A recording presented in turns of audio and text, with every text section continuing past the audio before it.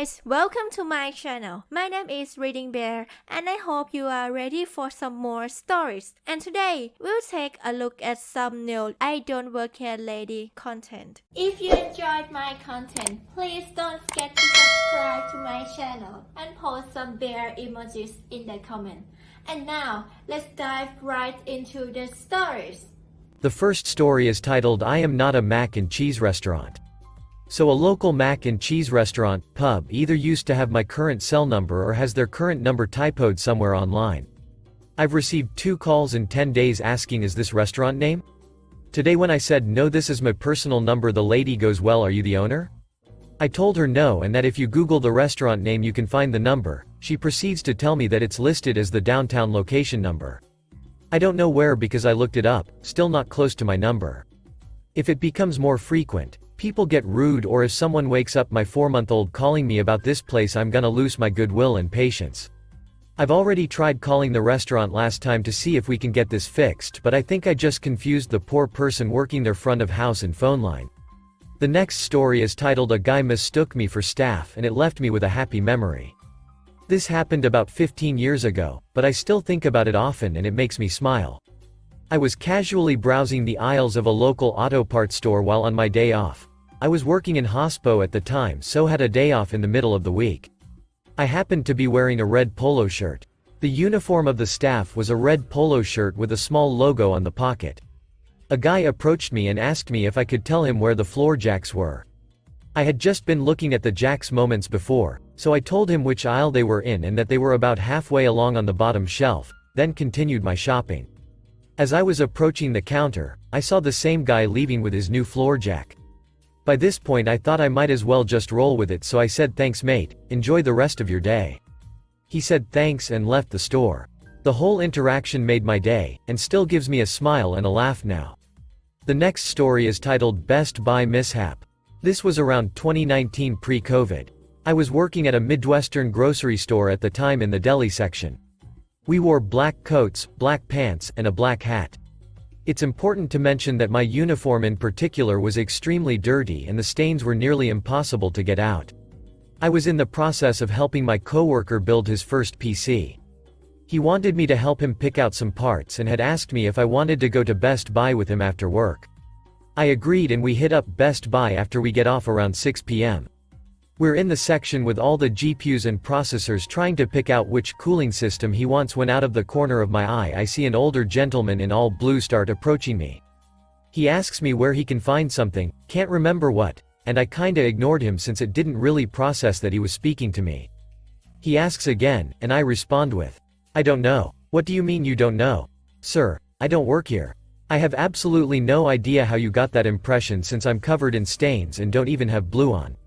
He looks at me and my coworker for a few seconds and goes, you don't? Sorry about that, it looked like you did. I was dumbfounded, lol. My coworker and I were laughing for a good 10 minutes about it. The next story is titled I Thought You Didn't Need Me Anymore? Many years ago, I was still in college after coming out of the USMC, and worked for a small commercial remodeling company as a site supervisor. Part of my duties was a daily report on manpower, production, daily events, etc. I've always been one to go one step further, and my reports, according to the production manager, didn't need to be so detailed. Just the nuts and bolts. Not the whole assembly, he'd say. Well, I kept a detailed log, and in it I kept a description of every call, email, conversation and change order, right down to material, hours, and manpower. This was more for my reference than it was to document for my job. I used my own laptop on my projects, and everything in it belonged to me, not the company. Throughout this project, there were many change orders that added around $90,000 to the project. Change orders were presented to and signed by the client and turned in. We still finished on time with the original schedule. I forgot to mention that this was an educational facility and all work had to be performed from 6 p.m. to 4 a.m., so there was zero office support because everyone else was at home sleeping for most of it, so I was on my own, and this caused a rift between myself and the grossly incompetent PM. I've never been quiet about grievances. At the end of this project, I was told that I wouldn't be needed any longer, given my final paycheck and sent on my way.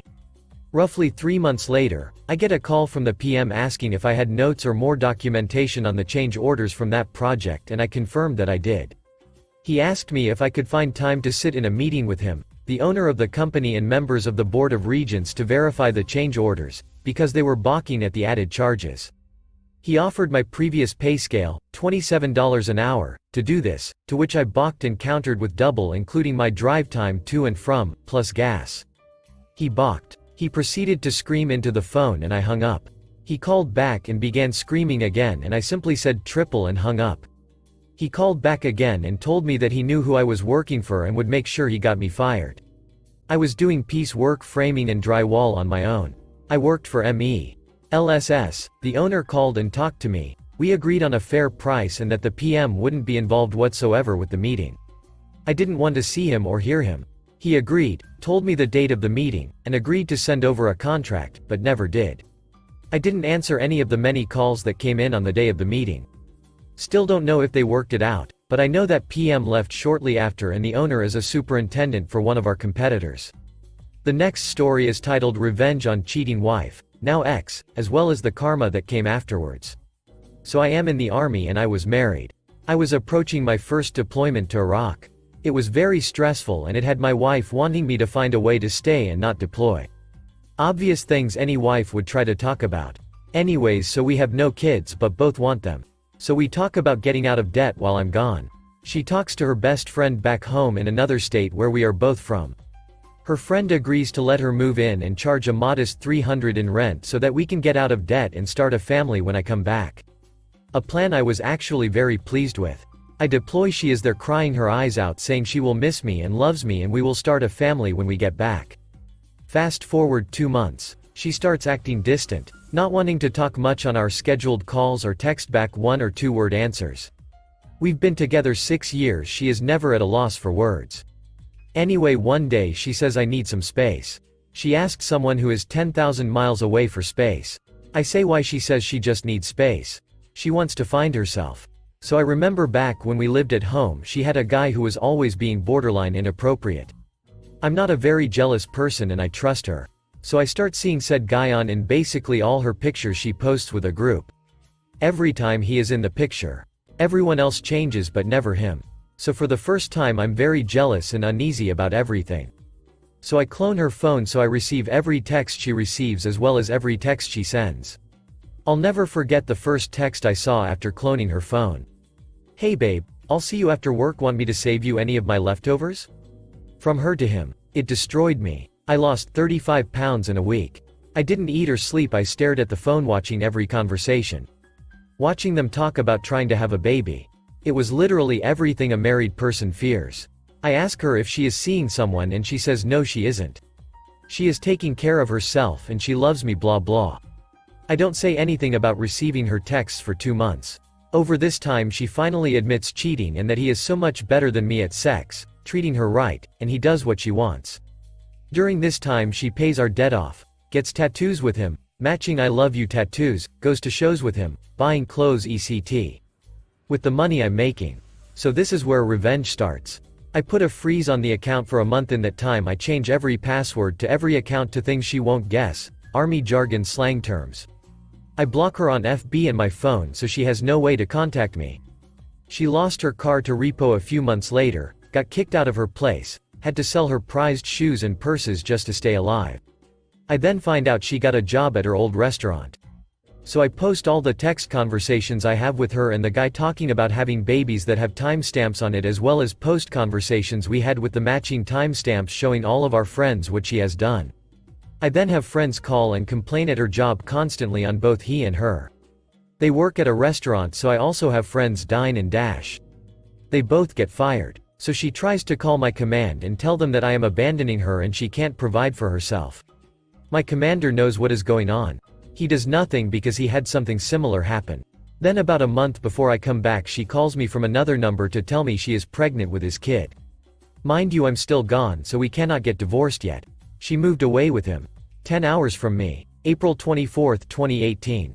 She calls me 5 months pregnant, crying uncontrollably, asking me where she should go. Apparently they have a giant blow-up fight. She tells him she is leaving. She says she doesn't know where to go and I simply say sorry, not my problem anymore. Fast forward January of this year. She calls me from a mutual friend's phone. He hit me. IDK what to do? Me. Maybe, you don't cheat on your husband when he is deployed for some guy who talks a big game. Her. Well, I guess you are happy about this? Me. No, but I'm glad I know I'm not the bad guy in this story. I did tell her to call the cops, but that's all I did. It's not right to abuse someone, but I also have no responsibility to watch out for her well-being. And then the next month. Her. He is cheating on me. I'm sorry. I regret everything I did. I ducked it all up. Me. Yeah, you did. All in all, this woman destroyed my life. Put me into a deep depression I'm still dealing with. But I do feel a little better having proof that I wasn't the problem. To think if this happened even 10 or 5 years ago, I would have come back to an empty bank account, an empty house, as well as seeing my then wife pregnant with another man's baby. She actually hit me up yesterday to ask for some money to help cover rent. The next story is titled Foreigner Racist Karen and Her Kid Thought I'm an Employee Just Because I'm an Asian Guy in Bali. This happened about 2 weeks ago, before the new year, I think 26 or the 27th of December 2021, when I was on a vacation in Bali. Before you guys ask, I am a Chinese descent Indonesian guy from Jakarta, the capital of Indonesia, so I don't even look like a local. Also, disclaimer, even though tourism is allowed, wearing a mask every time, both indoor and outdoor, social distancing, etc. is still compulsory, except when you're eating in the country. And a 14-day quarantine if you're a foreigner wanting to visit. So most foreigners here are the ones who are already working, living in the country, or stuck due to COVID travel restriction. I was accompanying my mum and grandma at H&M buying clothes since they were having a discount there.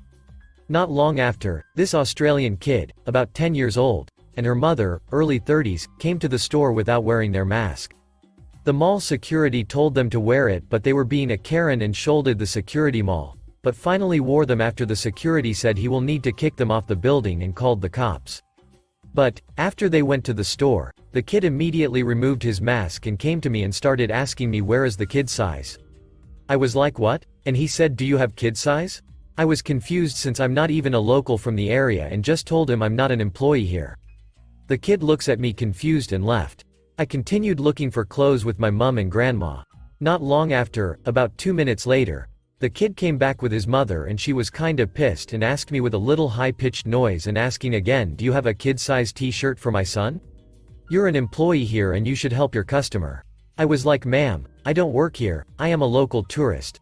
The employees are the ones wearing a black shirt with black pants. And then she just said whatever. I thought because you're Asian you're an employee, and goes away to the cashier to ask for people who works at the shop. I am wearing a Martini Porsche polo shirt at the time, and the employees are wearing black shirt, pants, and formal shoes. And then when my mum was finished and I paid at the cashier, I asked about the foreigner kid and lady there, when turns out the cashier is the manager of the place and told me that he is sorry for the incident because they don't have enough employee to serve all the customers at once due to COVID's cut spending because the lockdown didn't allow foreign tourists and hurts the local economy. And he said the foreigner lady and her kid was an Australian who came to Bali shortly before the lockdown and couldn't get home. Quite funny when I already said I'm not an employee and wear different clothes than the employee, I still need to serve them because I'm a local according to that lady, and got mad when I said that. The next story is titled I Don't Work Here, Good Ending. There's this Adidas outlet that's pretty close to my house. I used to get a lot of my soccer gear there and just look around for any good deals, but since it was pretty small, anything was usually already gone or not in my size. Anyways, the store gets pretty busy around the holidays since that's when all the good sales happens. Obviously I and many others go into the outlet trying to buy some clothes. The sale at the time was 50% off the whole store, but a lot items in the wall aren't included for the discounts normally, so I double checked with one of the employees if the items on the wall were on sale and they said yes. Honestly, that was like music to my ears. So I'm just looking around for a present for my with some soccer gear in my hands when I get a light tap on my shoulder and I hear a faint excuse me? I turn around and see a man and his friend looking at me and they ask me if everything on the wall was on sale. So I respond with yeah, everything on the walls are on sale, but you should probably double check with an employee. And unsurprisingly, they acted like an actual human being. Just surprised and slightly embarrassed that they were wrong about me being an employee. They apologized and left. No, I'm gonna get your manager shenanigans or threatening to get me fired. I don't know why I get mistaken for being an employee. I don't even wear Adidas that often, but I guess I just seem like I work there since it's happened 4 or 5 times since then, but I usually just tell them I don't work here and they just go find an actual one. Honestly, I should probably just work there so that I can actually make money if I do end up helping some of the other customers out. The next story is titled Lady, your insult was actually a compliment, so thanks. So, a little backstory, I am an in-home caregiver. I have one client at the moment, and I work a split shift. I have a 4-hour window between my shifts from 10 to 2 to kill, and it was a few days after Christmas. I needed to return a few things to Kohl's. It's on the way to my house, so I figured I would stop in. We don't have a required dress code for my job. Most of us wear what is comfortable. I usually wear sweats, a t-shirt, and comfortable sneakers, because I have to transfer him in and out of his wheelchair a lot. My client and I have been working together for a while and he sees me every day, so I don't feel the need to put a bunch of makeup on or anything, so I just get dressed, throw my butt-length hair in a messy bun, and get over there. So I probably wasn't exactly dressed for Kohl's, if you know what I mean. I was feeling a bit self-conscious. But I'd be in and out, right? Right? So, I got in there and returned my stuff, and of course, my ADHD got the best of me and I wandered off into the women's clothing section. I can feel some strange looks from other shoppers, but the pull of the after Christmas sales were too much for me. As I am looking at a rack of stretchy, soft camis on sale, $20, I can feel a tense gaze on the side of my face, and I smelled the perfume before she came into the corner view of my vision. And she's just standing there. I can feel that she is waiting for me to acknowledge her, but I don't know why, so I don't. She was an older woman in her 60s, with the haircut we all know. And finally, she said, "Excuse me, where do you keep all your dresses and skirts? I can't find them anywhere in this place, and all you workers seem to be doing is playing on your phones or hiding somewhere." I just replied with, "I'm sorry ma'am, I don't work here, but I don't think they have one spot for them. I think they're kind of mixed in with everything." To this response, she looks me head to toe, and says in the snottiest tone, "Well, you look like you could work here," while walking away. I couldn't really understand what she was saying at the moment was meant to be a huge insult, because I replied with, "Thanks, I thought I looked like crap today," while looking down at myself. I think the people who work at Kohl's look really nice. The next story is titled Helpless in the Asian Market. I've frequented our local Asian market for a few years now and have become very familiar with all their offerings. I've also worked retail for 20 years and I think customer service is so deeply ingrained in my being that I just can't help myself. There was a couple, likely college age, trying to make sense of the ramen section, and when they looked up and saw me, confidently dumping my favorites in my basket, they asked for my help. I knew it was obvious I didn't work there, but the majority of the staff there speaks minimal English, so it's hard to find what you want if you're unfamiliar with the store. I helped them by showing them some of my favorites and even showed them the cappuccino candies that my husband and I are fond of. I'm hoping they had a great experience and the Asian market has some new regulars. If you enjoyed the video, please subscribe to the channel and post some bear emojis in the comments.